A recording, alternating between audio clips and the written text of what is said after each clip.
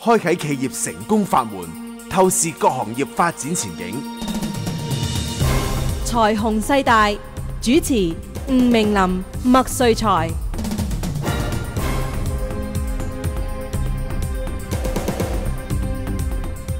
今日咧，我請嚟FreeMart Hong Kong 嘅 CEO 阿 John Cho 曹國軒咧，同我傾下佢哋開網店呢個咁嘅概念啊。嗱，我睇你呢個介紹咧就咁樣啦，阿 John 就先登記成為會員，咁啊登記成為店主，跟住開店，咁啊入貨咯，入貨咁跟住又同朋友分享啊買啊咁樣啦嚇，咁因此可以我登記成為會員成為店主，我要付咩費用俾你哋啊？完全係唔需要費用嘅，完全冇費用嘅，冇費用嘅，冇錯冇錯。咦，咁好容易嘅啫喎。係啊，其實咧，大家即係好似哇，有冇啲咁着數嘅嘢？其實咧，Internet 咧，即係已經令到呢件事係好普通啦。開個 Facebook account 啊，哇，個幾激嘅 email、Gmail 啊，完全都係唔使錢。我哋都用咁。即係我就賣我個人嘅品牌。如果我賣啲朋友，啲朋友信我。係啦。喂，咁如果我全心呃人咧？嗱，全心呃人，我就覺得無論做生意又好，或者你個人。唔係我係假死啊！但係我做唔長，但係我 before 我做長之前。係。我已經呃咗好多啦嘛，嗱，譬如我賣啲嘢咧，就我根本我唔記出或者唔知之類嘅，總之我唔識點呃，暫時收到，但係我諗住我係做唔長啊，我使乜做咁長啫？呢個都喺呢度呃嘢，喺另外度呃嘢，咁我夠皮啦。收到，呢個都好問題嚟嘅。不過咧，其實佢想呃都唔容易喎。點解咧？喺我哋呢度嘅網店咧，佢唔係自己賣自己嘅產品嘅，佢係買我哋提供嘅供應商嘅產品嚟嘅。而我哋揀供應商其實都幾嚴謹嘅。其實OK，即係我唔係中意賣乜就賣乜㗎。係啊，咁但係另一個問題啦，譬如話我揀個網店，即係好似玩一個網絡嘅遊戲。咁我而家砌一個嘅商店咧，可能你個公司咧就提供咗好多唔同供應商啦。可能有啲化妝品，又有啲護膚品，有手袋，又有首飾諸如此類。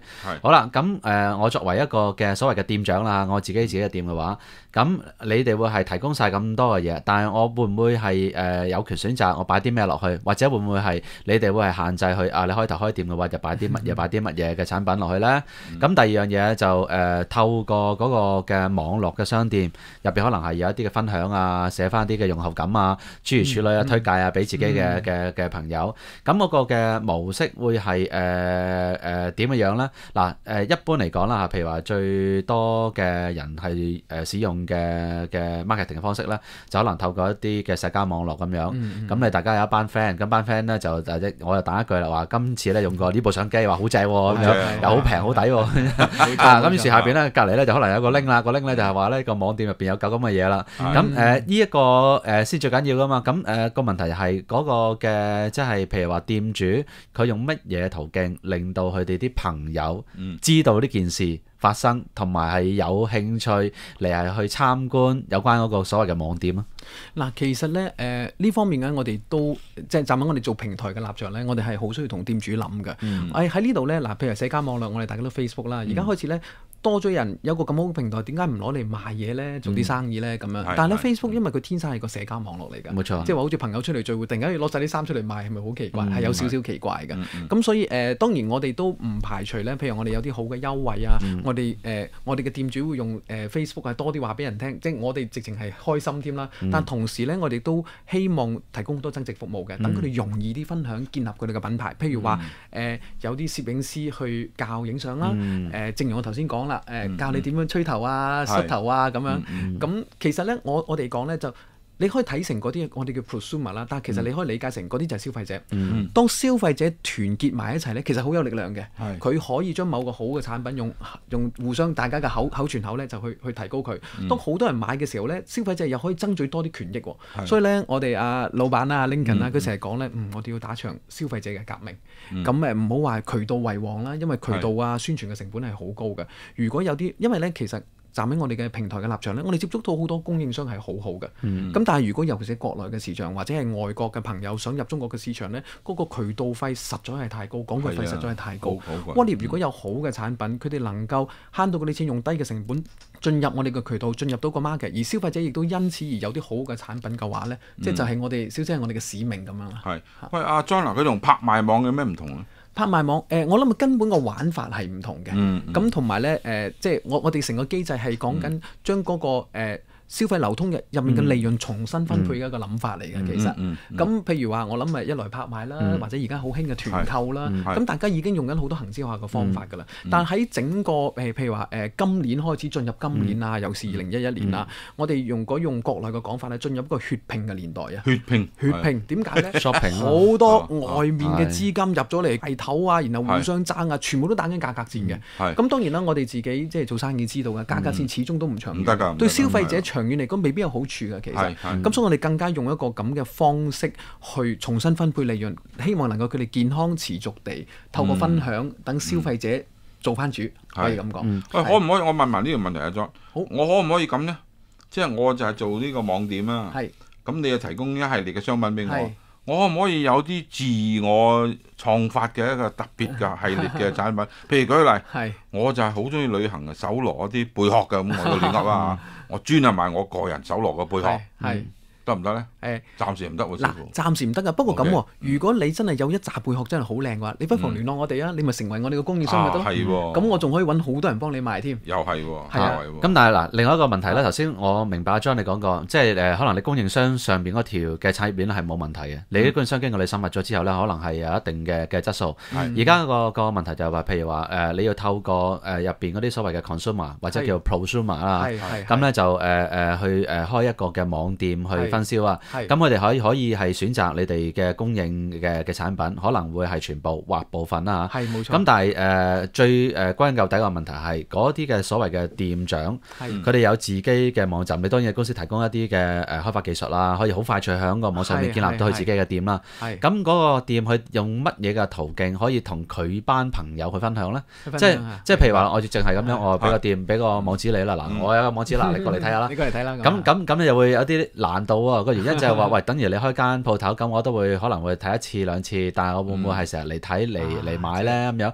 即係會唔會係喺一個平台上邊仲多少少嘢嘅？唔係淨係話一個網店嘅，仲有一啲嘅地方可以俾啲系統嘅，你可以分享下你嘅經驗啊，或者頭先你講過譬如話講下啲點樣應用啊，甚至到係同呢個產品未必一定直接關係，但係覺得有機會係增加人去睇去瀏覽嘅方式咧。哇！即係呢啲問題實在太好啦，即係真係行家。嗱，首先第一，我頭先有個問題漏咗答嘅，就係咧佢哋選擇咩產品咧係完全佢哋有自由嘅。譬如話我特別中意買鑽石，買鑽石咯；時裝咪時裝，呢個第一嘅。咁所以咧。同埋咧，我哋講嗰啲 sharing 咧，其實我哋有個 terms 叫導購嘅，即係指導人嚟購物。導購好似導遊咁導購。譬如話，我中意買某個產品，好多人就問我啦，咁即係嗰種啦嚇。好啦，咁但係咧，事實上站喺我哋嘅立場，我哋點樣幫佢哋咧？